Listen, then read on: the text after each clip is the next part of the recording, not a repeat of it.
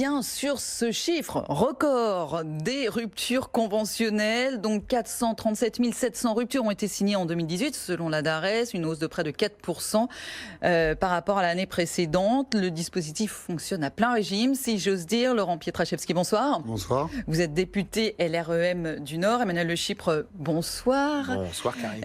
Éditorialiste à BFM Business. Comment on explique ce chiffre record, Emmanuel ? C'est assez simple en fait, la rupture conventionnelle c'est un système qui arrange tout le monde. Gagnant-gagnant. Gagnant-gagnant, oui, et gagnant-gagnant, on va voir sur le dos de qui, mais gagnant-gagnant. C'est gagnant pour le salarié parce que lui, le salarié, finalement, il touche des indemnités de rupture de contrat. Alors on verra qu'elles sont souvent pas si élevées que ça, mais il touche quand même des indemnités de rupture de contrat. Et puis surtout, il peut toucher ensuite les indemnités chômage. Ah oui. Donc pour lui, par rapport à la démission traditionnelle, c'est effectivement un système qui est quand même plus intéressant. Et on voit bien qu'on a quand même de plus en plus de salariés qui maintenant se disent, finalement, oui, j'ai envie de démissionner, mais pourquoi j'aurais pas droit à la rupture conventionnelle? Et puis l'employeur, lui, son intérêt, c'est que comme c'est quelque chose qui repose sur le volontariat, il limite complètement les risques de recours devant les prud'hommes.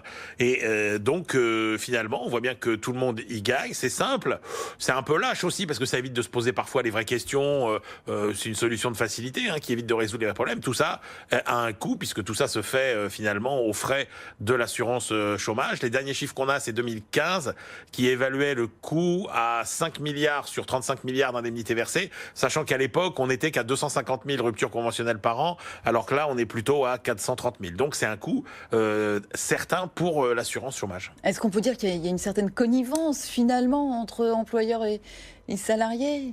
Il y a un phénomène assez étonnant, c'est que quand vous regardez qui a tendance à demander la rupture conventionnelle, toutes les enquêtes vous montrent que c'est plutôt le salarié qui a tendance à être à l'initiative de la rupture conventionnelle.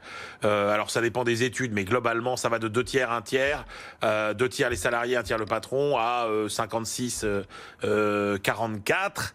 Alors que c'est plutôt le patron qui fait une bonne affaire financièrement.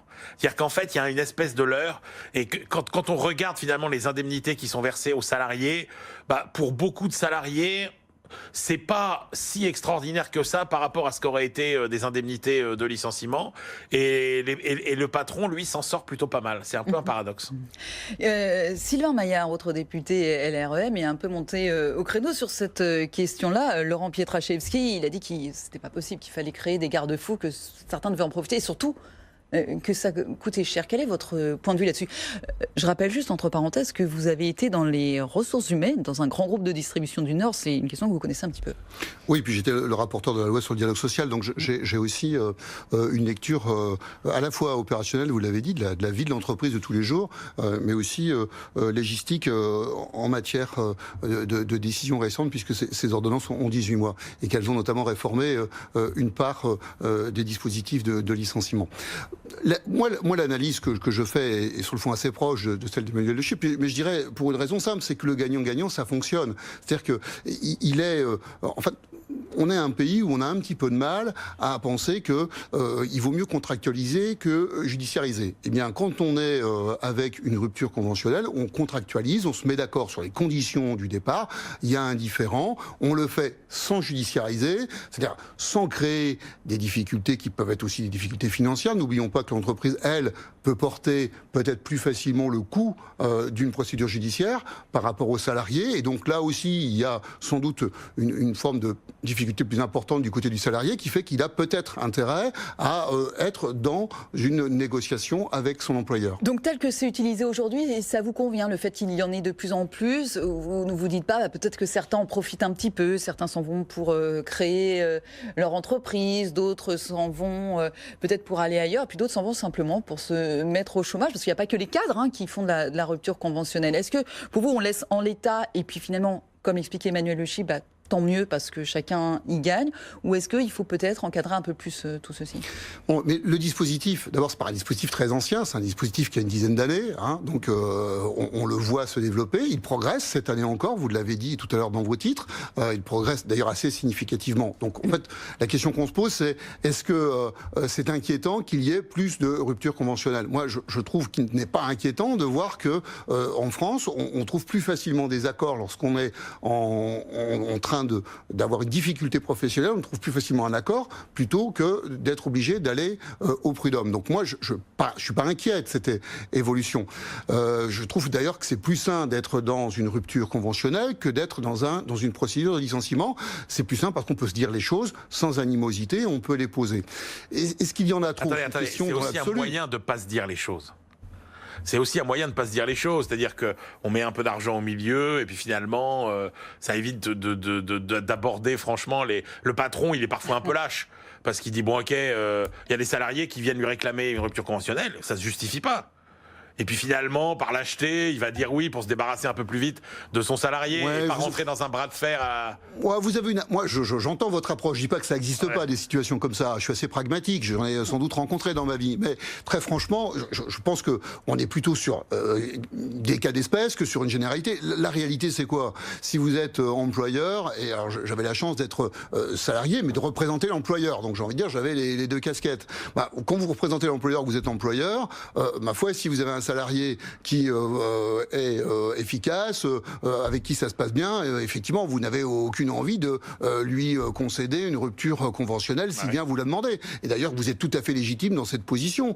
Bon, donc moi, en tant qu'employeur, moi, j'ai jamais accédé à ce type de demande lorsqu'on était avec des collaborateurs qui étaient en situation d'être efficaces et rien n'expliquait qu'ils avaient envie de partir. C'est ça, parce que ça peut priver les entreprises de compétences aussi. J'entends Sylvain Maillard a évoqué ce sujet-là, vous y faisiez référence tout à l'heure. En même temps, il faut qu'on se pose. Est-ce qu'on a intérêt à continuer à travailler ensemble si on n'a plus envie de travailler ensemble? Si les deux parties n'ont plus envie de travailler ensemble? Emmanuel Le Chypre fait l'hypothèse que, bon, sur le fond... qu'une des deux parties qui n'est plus envie. Voilà, on imposerait un peu à l'employeur, éventuellement, le sujet. Moi, je crois que... Je ne dis pas que ça n'arrive pas. Moi, je crois qu'à un moment donné, il y en a bien un des deux qui est à l'initiative. Tout à l'heure, vous avez évoqué quelques chiffres, et vous avez sans doute raison. C'est plutôt majoritairement le salarié qui est à la demande de cette rupture conventionnelle. Mais au total, il faut quand même qu'on soit d'accord. Mais sur le coût soulevé par Emmanuel, quand même, il y a encore un coût, vous nous disiez qu'il date de 2015, les chiffres de 2015. Oui, parce qu'on n'a pas de chiffres depuis. Ouais, c'est ça. C'est quand même un coût. Non, mais il y a un coût.